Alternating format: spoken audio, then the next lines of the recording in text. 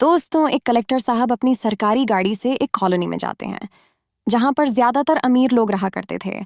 वहां पर जाने के बाद एक घर का दरवाजा खटखटा है तो अंदर से एक लड़का दरवाजा खोलता है। फिर उनसे पूछने लगता है कि हाँ जी, कहिए आपको किससे मिलना है। तो कलेक्टर साहब कहते हैं कि आपकी मम्मी कहाँ है, मुझे आपकी मम्मी से मिलना है। तो एक बुजुर्ग महिला घर के अंदर से निकलकर बाहर आती है। जैसे ही वह कलेक्टर साहब के सामने पहुंचती है तो कलेक्टर साहब एकदम से उनके पैर छूने लगते हैं। अब बुजुर्ग महिला जैसे ही देखती है कि ये तो बहुत बड़ा अधिकारी है, इसके साथ सरकारी गाड़ी है, साथ में सिक्योरिटी भी है, तो वह उससे कहने लगती है कि अरे भाई साहब, आप मेरे पैर क्यों छू रहे हो। तो कलेक्टर साहब उनसे कहने लगते हैं कि माँ, आपने मुझे नहीं पहचाना, मैं आपका वही बेटा राहुल हूं जिसे आपने ढेर सारी किताबें दी थीं। अब इस बात को सुनने के बाद बुजुर्ग महिला कलेक्टर साहब की तरफ गौर से देखती है तो उन्हें पहचान लेती है। दोस्तों, कौन थी ये बुजुर्ग महिला जिसके कलेक्टर साहब पैर छू रहे थे? क्या कहानी थी इन्होंने की जिस वजह से कलेक्टर साहब उनसे मिलने के लिए आए थे? आइए जानते हैं पूरी कहानी की सच्चाई इस वीडियो में। लेकिन वीडियो में आगे बढ़ने से पहले आप सभी से निवेदन है कि आप वीडियो को एक लाइक कर दीजिए और हमारे यूट्यूब्स कर लीजिए। दोस्तों, उत्तर प्रदेश के एक गांव में एक परिवार रहा करता है। परिवार में माता पिता है, उनका एक लड़का है जिसका नाम राहुल है। राहुल जो कि अभी ग्रेजुएशन कर रहा है, उसके माता पिता उसे पढ़ा लिखा कर किसी बड़ी पोस्ट को हासिल करवाना चाहते हैं, इसीलिए वह उसकी पढ़ाई लिखाई पर बहुत ही ज्यादा ध्यान देते हैं। उनके पास कुछ पुश्तैनी जमीन है, उस पर खेती बाड़ी करते हैं, साथ में थोड़ी बहुत मेहनत मजदूरी भी कर लिया करते हैं ताकि उनके बेटे को पढ़ाई लिखाई में कोई परेशानी ना आए। इधर जो उसकी माँ है वह भी अपने बेटे का पढ़ाई लिखाई में पूरा साथ देती है। कहती है कि बेटा, अच्छे से पढ़ाई करो ताकि तुम एक बड़े अफसर बन सको और तुम्हारा जीवन अच्छी तरह से व्यतीत हो। राहुल भी ग्रेजुएशन के टाइम से ही यूपीएससी की तैयारी करने लगता है। धीरे धीरे समय बीतता है, लेकिन उस परिवार की खुशियों को किसी की नजर लग गई थी। एक दिन राहुल के पिता मजदूरी पर गए हुए थे। वहां एक छोटा सा एक्सीडेंट होने के कारण उसके पिता को बहुत ही गहरी चोट लग जाती है। इसके बाद उन्हें हॉस्पिटल में भर्ती कराया जाता है तो डॉक्टर साहब ऑपरेशन के लिए बोल देते हैं जिसमें मोटा खर्चा आने वाला था। अब ये बात जैसे ही राहुल को पता चलती है तो वह परेशान हो जाता है, क्योंकि उसके पिता की जितनी भी आमदनी हुआ करती थी वह सारी आमदनी से वह घर का गुजारा कर लिया करते थे। बचे हुए पैसे राहुल की पढ़ाई में लग जाते थे, लेकिन आज उसके पिता जिंदगी और मौत के बीच में थे। उनको बचाने के लिए ज्यादा पैसे चाहिए थे। तो राहुल अपनी माँ से बात करता है और अपनी उस पुश्तैनी जमीन को बेच देता है। उसे जो पैसे आते हैं उन पैसों को अपने पिता के इलाज में लगा देता है। तो डॉक्टर साहब उसके पिता का इलाज स्टार्ट कर देते हैं, लेकिन उसके पिता अभी भी होश में नहीं आए थे। वह ऐसे ही बेड के ऊपर पड़े हुए थे। राहुल डॉक्टर साहब से पूछता है कि अब कैसी कंडीशन है। तो डॉक्टर साहब कहते हैं कि अभी एक और ऑपरेशन करना पड़ेगा, फिर भी हम ज्यादा कुछ नहीं कह सकते। अब यह बात सुनकर राहुल को बड़ा ही बुरा लगता है, तो वह अपनी माँ के पास जाता है, अपनी माँ को पूरी कंडीशन बताता है। तो उसकी माँ कहती है कि बेटा, अब ऐसा करते हैं कि अब रब के हवाले छोड़ देते हैं। अब जैसा रब चाहेगा तो तुम्हारे पिता ठीक हो जाएंगे। लेकिन बेटा अपने पिता से बहुत ही ज्यादा प्यार करता है, तो वह कहता है कि माँ, ऐसा नहीं होगा, हम अपने पिता का ट्रीटमेंट जरूर से कराएंगे। तो उसकी माँ कहती है कि बेटा, कहाँ से कराएगा, हमारे पास जो पुश्तैनी जमीन थी उसको तो हम बेच चुके हैं, अब इतने पैसे हमारे पास कहाँ से आएंगे।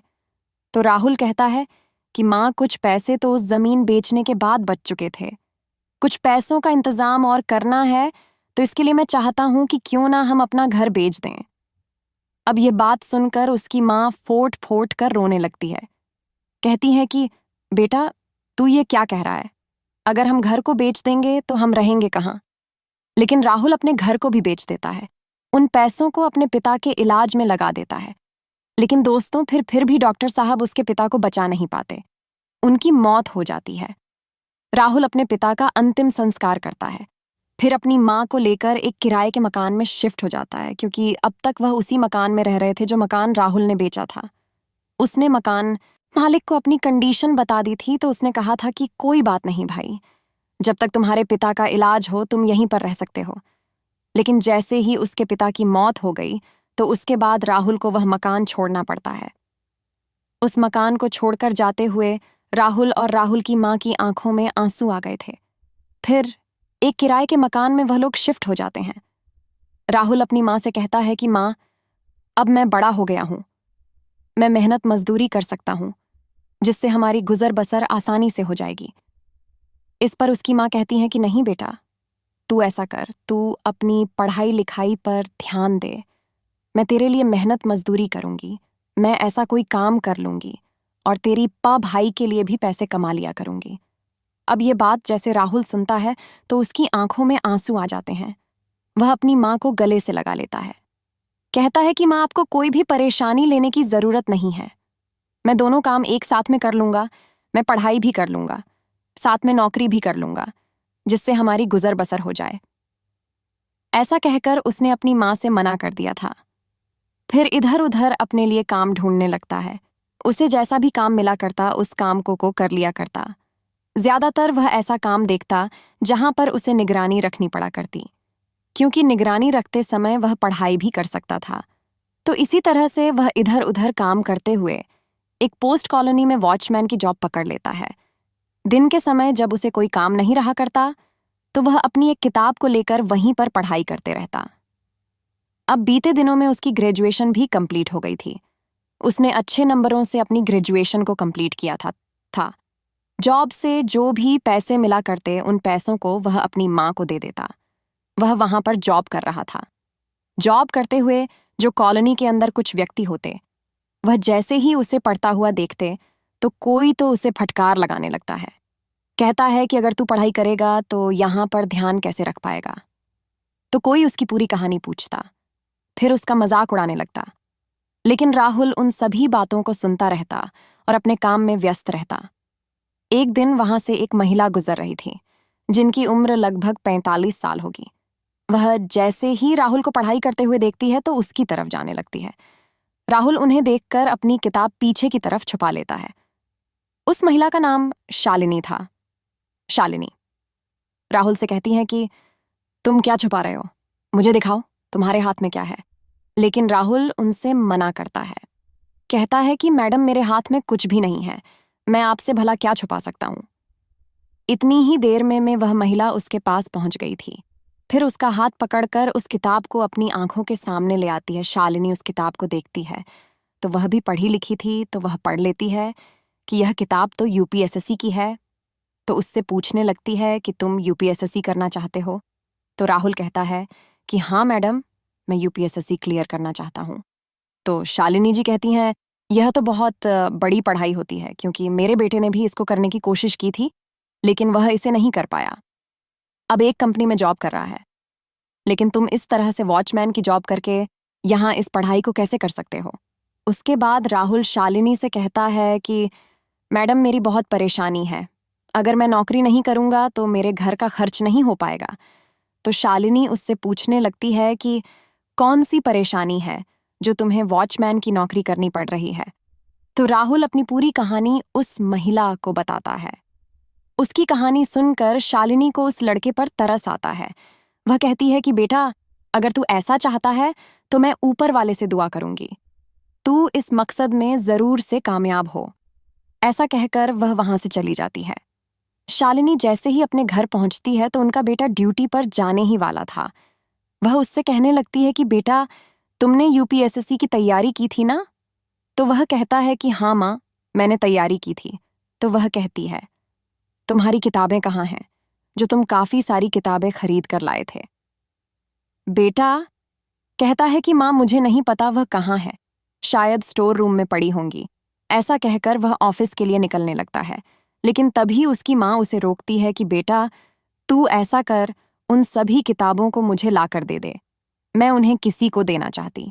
उसका बेटा कहता है कि माँ, मुझे ऑफिस के लिए लेट हो रहा है, आप ऐसा करना, बाद में ले लेना, मैं शाम को आकर निकाल कर रख दूंगा। लेकिन शालिनी अपने बेटे से जिद करने लगती है, कहती है कि अभी के अभी उन किताबों को लाकर मुझे दे दो। तो बेटा चिल्लाते हुए स्टोर रूम से उन सभी किताबों को ढूंढकर ले आता है। फिर अपनी माँ से पूछने लगता है कि माँ, आप इन किताबों को किसे देना चाहती हो। तो शालिनी बता देती है कि मैं इन्हें वॉचमैन को देना चाहती हूँ, वह यूपीएसएससी की तैयारी करता है। इस बात को सुनकर उनका बेटा हंसने लगता है। कहता है कि माँ, यूपीएसएससी क्लियर करना कोई बच्चों का खेल नहीं है। आपको पता होगा मैंने कितनी पढ़ाई की थी, लेकिन उसके बावजूद भी मैं यूपीएसएससी को क्लियर नहीं कर पाया। इसके बाद शालिनी अपने बेटे से कहती है कि कोई बात नहीं बेटा, वह भले ही इस टेस्ट को क्लियर ना कर पाए, लेकिन उसके अंदर की हिम्मत तो देखो, वह वॉचमैन का काम करते हुए अपनी पढ़ाई पर ध्यान दे रहा है। बेटा कहता है कि ठीक है माँ, जैसा तुम्हें अच्छा लगे वैसा कर लेना, मैं ड्यूटी के लिए लेट हो रहा हूँ। इतना कहकर उनका बेटा वहां से चला गया और शालिनी उस थैले को जैसे तैसे लेकर उस सिक्योरिटी गार्ड के पास पहुंच जाती है। जैसे ही सिक्योरिटी गार्ड राहुल उसे देखता है तो कहने लगता है कि मैडम, इसके अंदर क्या है? तो वह कहती है कि इसमें कुछ किताबें हैं। मैंने सोचा शायद तुम्हारे काम आ जाएंगी, मेरे बेटे के लिए तो ये रद्दी है, हो सकता है तुम इसे पढ़ लिख कर कुछ अच्छा कर पाओ। राहुल उस थैले को खोलता है। उसके अंदर की किताबें देखकर उसकी आंखों में आंसू आ जाते हैं।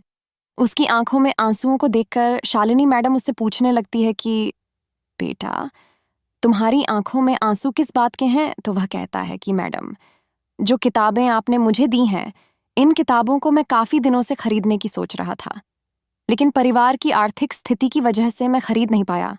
शालिनी मैडम उससे कहती हैं कि बेटा, तुम मन लगाकर पढ़ाई करो, हमारी तरफ से तुम्हें कोई भी मदद चाहिए तो तुम मुझे बेझिझक बता सकते हो। ऐसा कहकर शालिनी मैडम वहां से चली जाती है। राहुल उनके किताबों को अपने पास रख लेता है। वह बहुत ही खुश था। अब वह उन किताबों को पढ़कर अपनी तैयारी करने लगता है। शालिनी मैडम भी बार बार उसके पास आया करती थी। उसकी छोटी मोटी चीजों के लिए उससे पूछा करती थी, जैसे कभी चाय के लिए तो कभी खाने के लिए, क्योंकि उन्हें पता था कि पढ़ाई लिखाई कितना महत्व रखती है।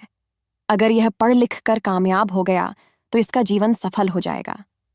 कई बार उन्होंने उसे कुछ पैसों की भी मदद दी थी। वह कहती है कि बेटा, कोई बात नहीं, जब तुम्हारे पास पैसे होंगे तो मुझे लौटा देना, क्योंकि शालिनी मैडम के पति एक सरकारी नौकरी में थे। उनकी मौत के बाद पेंशन अकाउंट में आया करती थी, तो इसी वजह से शालिनी मैडम पेंशन के पैसों में से उसको आर्थिक मदद भी दे देती थी। उसे पढ़ने लिखने के लिए प्रोत्साहित करती है। धीरे धीरे समय बीता और यूपीएसएससी का टेस्ट आ जाता है। राहुल सभी टेस्ट में क्लियर पास हो जाता है और कलेक्टर बन जाता है। इसके बाद राहुल ट्रेनिंग करने के लिए चला जाता है। वहां से अपनी वॉचमैन की जॉब को छोड़ देता है। शालिनी जी जैसे ही देखती है कि राहुल तो यहाँ से चला गया है, तो वह सोचती है कि हो सकता है उसे कहीं और काम मिल गया हो। ऐसा सोचकर वह अपने घर के अंदर आराम से जीवन बिताने लगती है। लेकिन राहुल अपनी ट्रेनिंग कर रहा था। ट्रेनिंग के दौरान उसे जो भी वेतन मिला करता, उसे अपनी माँ के पास भेज दिया करता, ताकि उसकी माँ उन पैसों से अपने जीवनचर्या को चला सके। कुछ समय बाद उसकी ट्रेनिंग कंप्लीट होती है तो उसकी पोस्टिंग एक शहर में हो जाती है। पोस्टिंग के पहले दिन ही राहुल अपने साथ अपनी गाड़ी को लेता है और सीधा उस पॉश कॉलोनी में पहुंच जाता है जहां शालिनी मैडम रह रही थीं, जिन्होंने उसे आर्थिक मदद दी थी। अब जैसे ही कलेक्टर साहब की गाड़ी उस कॉलोनी में घुसती है तो वहां पर जो सिक्योरिटी गार्ड था, जो अब राहुल की जगह पर था, वह सैल्यूट मारते हुए गेट को खोलता है। अब राहुल वहां से सीधा शालिनी मैडम के घर पहुंच जाता है। घर का दरवाजा खटखटाता है। जैसे ही कलेक्टर साहब ने दरवाजा खटखटाया तो अंदर से शालिनी मैडम का बेटा बाहर निकलता है। देखता है कि घर के दरवाजे पर एक सरकारी गाड़ी खड़ी हुई है और सामने जो व्यक्ति है वह कोई बड़ा अधिकारी सरकारी लगता है। तो वह कहता है कि हाँ साहब, बताइए आपको किससे मिलना है। तो कलेक्टर साहब कहते हैं कि आपकी माँ कहाँ है, हमें आपकी माँ से मिलना है। शालिनी मैडम का बेटा अपनी माँ को आवाज लगाता है तो उसकी माँ घर के अंदर से धीरे धीरे बाहर की तरफ आने लगती है और जैसे ही वह बाहर आकर खड़ी होती है तो राहुल को देखकर वह बिल्कुल इल्जाम हटा दिए गए। अब अक्सर राहुल अपनी माँ को लेकर भी शालिनी मैम के पास जाया करता और दोनों परिवार में एक दूसरे के प्रति अलग ही तरह का अट्रैक्शन हो गया था। कभी कभी त्योहार मनाने के लिए शालिनी जी राहुल के पास पहुंच जाया करती अपने परिवार के साथ। कभी कभी राहुल अपनी माँ के साथ शालिनी मैम के यहाँ पर पहुंच जाया करता। तो दोस्तों, यह थी कहानी एक लड़के की जो कभी वॉचमैन था लेकिन वह कलेक्टर बन गया।